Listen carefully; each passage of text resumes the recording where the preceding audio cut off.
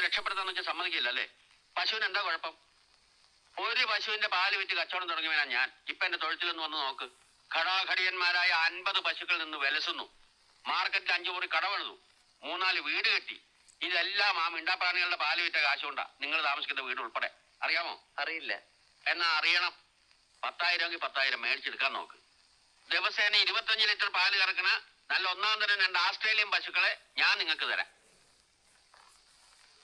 ദിവസം എന്ത് ലാഭം വരും? മുഴുവൻ ലാഭം തന്നെയാ. തിരി കഴിഞ്ഞാ പിണ്ണാക്ക്, തിരി പരത്തിക്കുരു, തിരി തവിട്, ഇത്രയും കൊടുത്താ പിന്നെ പാല് ശറ വറാന്ന് പറഞ്ഞ് ഒഴുകുകയായി. ജോലി ചെയ്യുന്നതിന് പകരം ഇതുപോലെ സ്വയം ബിസിനസ് ചെയ്യാനുള്ള ബുദ്ധി. ഓരോന്നിനും അതിൻ്റെതായ സമയമുണ്ട് മോനെ.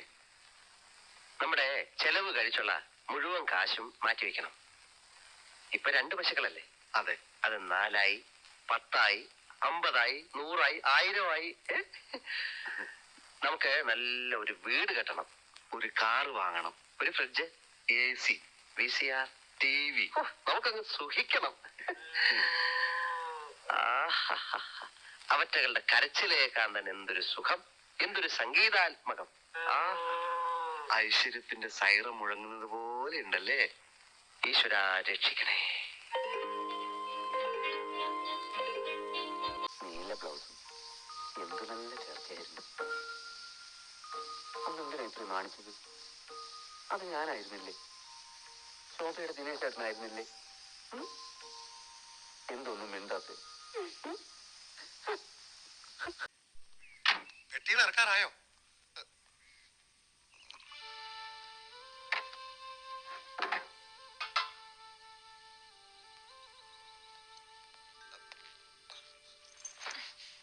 ഒരേ ഡിപ്പാർട്ട്മെന്റിൽ ജോലി ചെയ്യുന്ന ഒരു സഹജീവിയാണ് ഞാനെന്നുള്ള പരിഗണന വേണ്ട. ഞാനൊരു മനുഷ്യജീവിയല്ലേ? എനിക്ക് പറയാനുള്ളത് മുഴുവൻ പറഞ്ഞു തീരും മുമ്പ് മുഖത്തടിച്ചതുപോലെ വാതിൽ കൊട്ടിയടച്ചത് ധിക്കാരമാണ്. ഇവിടെ റവന്യൂ ബോർഡുണ്ട്, ഈ ഡിസ്ട്രിക്റ്റിൽ ഒരു കലക്ടറുണ്ട്, സംസ്ഥാനത്ത് വകുപ്പ് മന്ത്രിയുണ്ട്, ഭരണകൂടമുണ്ട്. കേവലം ഒരു തഹസിൽദാരായ നിങ്ങൾ എന്നെ പേടിപ്പിക്കാൻ നോക്കുകയാണ്. ഞാൻ ടാക്സ് പിടിച്ച് പെട്ടി സാധനങ്ങളുമായിട്ടാണ് വന്നിരിക്കുന്നത്. 1/2 മണിക്കൂർ സമയം തരുന്നു. അതിനു മുമ്പ് വീട് ഒഴിഞ്ഞില്ലെങ്കിൽ നമ്മൾ പോലീസിനെ അറ്റാക്ക് ചെയ്യും. എന്ത് പിണ്ണാക്ക് വെച്ചാ നമ്മൾ പോലീസിനെ അറ്റാക്ക് ചെയ്യുന്നത്? പിണ്ണാക്കും. മിസ്റ്റർ കോട്ടപ്പള്ളി, അൺപാർലമെന്ററി ആയിട്ടുള്ള പദങ്ങൾ പ്രയോഗിക്കരുത്. പിണ്ണാക്ക് പാർലമെന്ററി ആയിട്ടുള്ള പദമാണ്. അതൊരു ഭക്ഷ്യവസ്തുവാണ്, പശുക്കൾ കഴിക്കുന്നത്. പക്ഷെ സന്ദർഭം അൺപാർലമെന്ററി ആണ്. Don't repeat. എങ്ങനെ അറ്റാക്ക് ചെയ്യും എന്ന് പിള്ള സാർ പറഞ്ഞില്ല. ഛത്രപതി ശിവജിയുടെ രീതി, ചെമ്പടയുടെ രീതി, ഫെഡറൽ കാസ്ട്രോയുടെ രീതി. നമ്മുടെ മുമ്പിൽ ചരിത്ര പുസ്തകങ്ങളുണ്ടല്ലോ. Guerrilla warfare, ഒളിയുദ്ധം. അതിനൊക്കെ ആയുധം എവിടെ? വല്ലഭന് പുല്ലും ആയുധം. വല്ലവന്റെ കാര്യമല്ല നമ്മൾ ഇവിടെ പറയുന്നത്. കരിങ്കല്ലുകളും നാടൻ കല്ലുകളുമാണ് നമ്മുടെ ആയുധങ്ങൾ. അത് വെച്ച് നമ്മൾ പോലീസിന്റെ നേർക്ക് മിസൈലുകളായി. അതിന് ടൗണിൽ എവിടെയാ ഒളിത്താവളങ്ങൾ? അഴുക്ക് വെള്ളം ഒഴുകുന്ന ഓടകൾ, പിന്നെ ആ അരയാൽ മരം. രാത്രി 12 മണിയോടുകൂടി നമ്മുടെ യോദ്ധാക്കൾ ഈ പറയുന്ന സ്ഥലങ്ങളിൽ സ്ഥാനം പിടിക്കണം. നിലച്ചിരിക്കാത്ത നേരത്തായിരിക്കും അറ്റാക്ക്. സംഘർഷവും അരക്ഷിതാവസ്ഥയും സംജാതമായാൽ പിന്നെ ഒറ്റക്കടകളും തുറക്കുകയില്ല. പോലീസ് പിടിച്ചാ പിടികൊടുക്കണം. കൈ നനയാതെ ഇവിടെ വിപ്ലവം വിജയിപ്പിക്കാൻ സാധ്യമല്ല. വരൂ, നമുക്ക് പോയി ഒളിത്താവളങ്ങൾ കണ്ടുപിടിക്കാം. എനിക്കിത് നടക്കുമെന്നുള്ള Kottappally, first obey, then question. Come on. 1 2 3. നിന്റെ ഉണ്ട് അങ്ങ് നേരെ ബഹിരാകാശത്തേക്ക് പോയി. പലകെ കൊണ്ടില്ലേ? എവിടുന്ന്? എന്നെ വിടുന്ന് നോക്കിക്കോ. അത് കാണും. Ready? 1 2.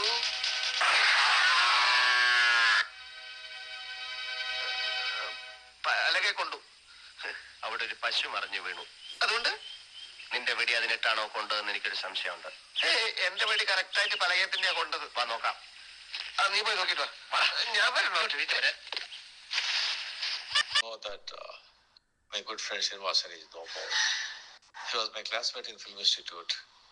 Excellent actor and a very good human being. Let his soul rest in peace. ഏറ്റവും നല്ല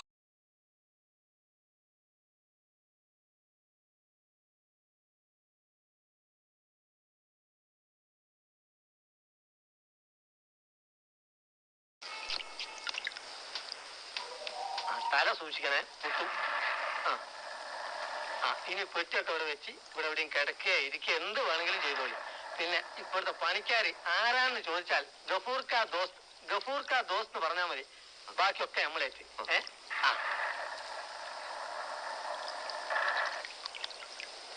എത്ര നല്ല മനുഷ്യനാ ഈ ഗഫൂർക്ക. സംശയമുണ്ടോ? ഈ ഗഫൂർക്ക മുഖാന്തരം എത്രയെത്ര ആളുകളാ ഗൾഫിൽ പോയി കോടീശ്വരന്മാരായതെന്ന് അറിയോ നിനക്ക്? ആണോ? വലിയ മനുഷ്യൻ.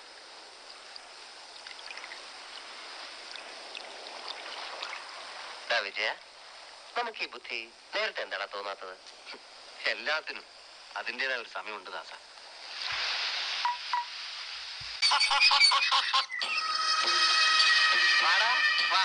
നിന്നെ തന്നെ എനിക്ക് കിട്ടുന്നത്.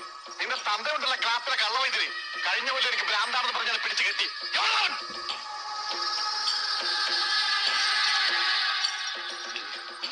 നോക്കി നിൽക്കാൻ സമയമല്ല, ചെല്ല്. മൂത്തിരിക്കുകയാണ്, ചെല്ല്. ചെന്ന് പോയി ചെല്ല്.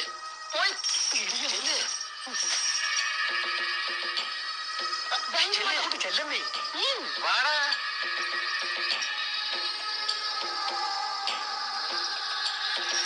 നിന്റെ ചെവി ഞാൻ ഇറക്കും, കണ്ണ് ഞാൻ ചൂഴ്ന്നെടുക്കും, മൂക്ക് ഞാൻ ചത്തും. എന്നിട്ട് ഇതെല്ലാം ചേർത്ത് ലേഖ്യം ഉണ്ടാക്കി എന്റെ തന്തയെ തീറ്റിക്കും.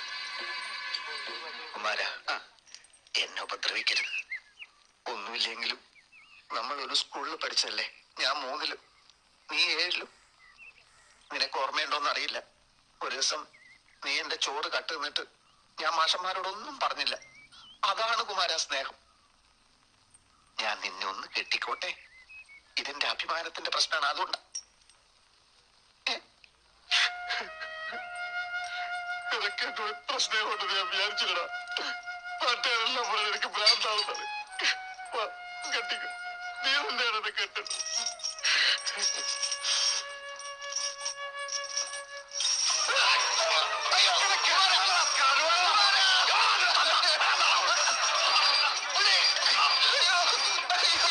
ശ്രീനിവാസൻ മലയാളിക്ക് ഒരിക്കലും മറക്കാനാവാത്ത ആ മഹാനടൻ ഇനി ജനമനസ്സുകളിൽ മാത്രം. ഇല്ല, ഒരിക്കലും മറക്കില്ല ഈ മലയാള നാട്. ശ്രീനിവാസൻ്റെ ഓരോ കോമഡി രംഗങ്ങളും എന്നും ജനങ്ങളുടെ, മലയാളികളുടെ മനസ്സിൽ തന്നെ തങ്ങി നിൽക്കും എന്നുള്ള കാര്യത്തിൽ യാതൊരു സംശയമില്ല. ഇത്രയും മികച്ച ഒരു നടനെ ഇനി മലയാളത്തിന് ലഭിക്കും.